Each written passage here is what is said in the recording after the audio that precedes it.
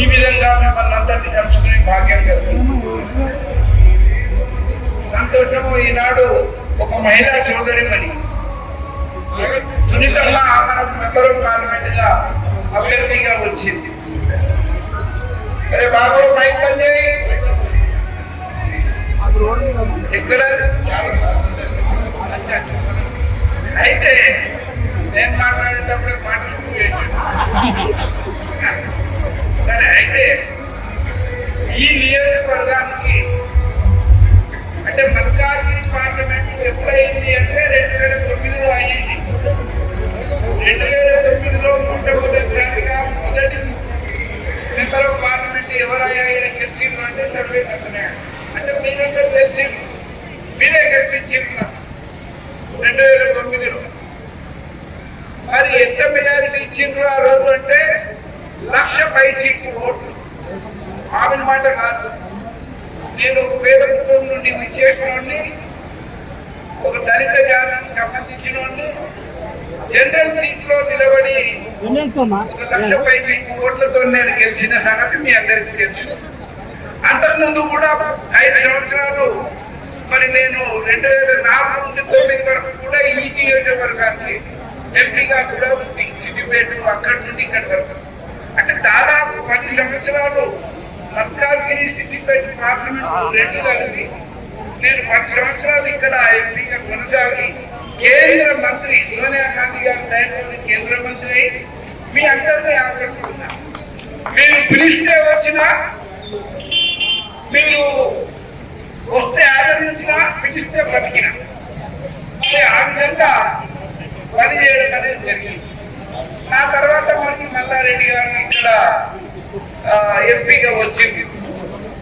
దురదృష్టం ఆ రోజుల్లో తెలంగాణ ఇచ్చి మనం అపార్థాలైంది. తెలంగాణ ఇవ్వవలసిందే. తెలంగాణ మన సెల్ఫ్ రెస్పెక్టివ్ సెల్ఫ్ గవర్నమెంట్ గురించి మన బిడ్డలందరూ చచ్చిపోతున్నారు కానీ మనం అమ్మగారిని ఒప్పించి మెప్పించి తెలంగాణ తెచ్చుకున్నాం.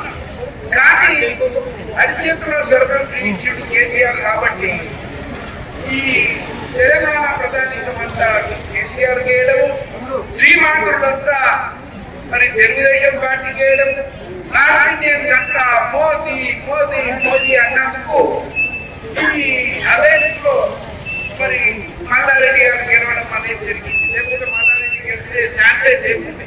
గెలిచిన తర్వాత ఏమైనా పని చేసిందా అంటే కేవలం ఇప్పుడే తమ్ముడు చెప్పిండు వైస్ చైర్మన్ ఇట్లాంటి ఎంపీ మనకు దొరికిండు అన్నది. సరే ఏమైంది అని మళ్ళీ నిలబడి 2019లో గెలవకు అది తెలుసుకొని ఎమ్మెల్యే పోయిండు 18 మంత్రి కూడా అయింది 5 నుంచి.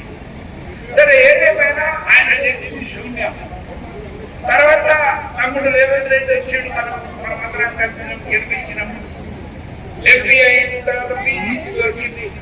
తర్వాత ఇప్పుడు అదృష్టానికి ముఖ్యమంత్రి కూడా ఆయన కాంగ్రెస్ పార్టీలో కొత్తగా వచ్చినప్పుడు నేను చెప్పినట్టు నా ఇంటి దగ్గర 5-6 వేల మందితో పేద మీటింగ్ పెట్టి ఆయన సన్మానం చేసి చెప్పిన తమ్ముడు నువ్వు ధైర్యపడం, మేమంతా ఉన్నాం, నిన్ను ఆదరించడం, నువ్వు ఎంకరేజ్ చేస్తాం.